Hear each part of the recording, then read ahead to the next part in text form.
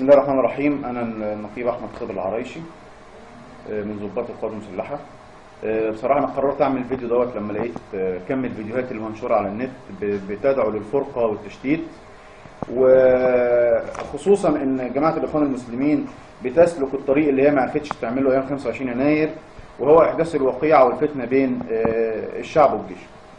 أول حاجة أنا عايز أقولها بس إن أنا مؤيد الشرعية تماما، والشرعية تساوي شرعية الشعب. خلصنا من الورقتين دول؟ تمام. دي حاجة. الحاجة الثانية، الناس اللي بتروج ان في انقلاب او في انقسام في القوات المسلحة، انا عايز اقول حاجة بس لسببين يعني. اولا الدكتور محمد مرسي وجماعته ما قدموش اي حاجة للقوات المسلحة غير الحزن والقتل والاصابات، فما اعتقدش ان اي حد ممكن ينشق عشان يعني. الحاجة الثانية زي ما قال عمنا أحمد فؤاد نجم، قال يعني الجيش ما انشقش عشان طيار، هينشق عشان خروف، فدي أنا الكلمة دي بأيده فيها تماما. رسالتي بقى للناس اللي هي بتروج فتنة وشائعات. أول حاجة لازم حضرتك تعرف إن مجرد إن أنت تشوف أي فيديو لازم تحكم عقلك فيه. على سبيل المثال الفيديو بتاع النقيب طبيب عمرو متولي، لما الفيديو ده اتصور أيام 25 يناير وهو من ضباط 8 إبريل طبعا. الناس تحاول تركز، يعني شوف الفيديو افتحه، بلاش لو خايف على الفلاشة قوي او خايف على الرصيد بتاع الفلاشة فبلاش تعمل فتنة افضل يعني.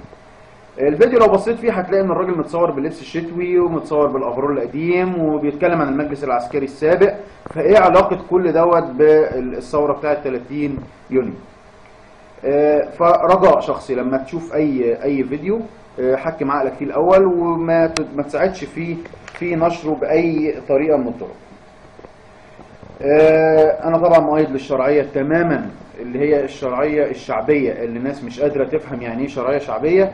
الشرعية الشعبية هو الشعب مصدر السلطات زي ما الدستور قال، والناس خرجت للشارع تعبر عن غضبها وتعبر عن رأيها وتعبر عن سنة. يعني لو كنا شفنا فيها أي خطوة لقدام كنا ممكن نساعد الراجل ده، لكن للأسف الشديد مصر بترجع لورا لورا لورا لحد ما قربت تخبط في السودان فعلا. فرسالتي لكم الناس تحكم عقلها وما تساعدش في نشر الفتنة، والقوات المسلحة والشعب المصري ومصر كلها ربنا حافظها، ولن نسمح بوجود أي انقسام في القوات المسلحة، ولن يكون القوات المسلحة اللي عمرها 7000 سنة لم تنقسم. ما اعتقدش ان هي هتيجي النهاردة في 2013 تنقسم بسبب قزم. عاشت مصر وعاش شعب مصر، عاشت قواتهم المسلحة درعا وسيفا وبعيدة عن الفتن ومكائد الخابثين. السلام عليكم ورحمة الله.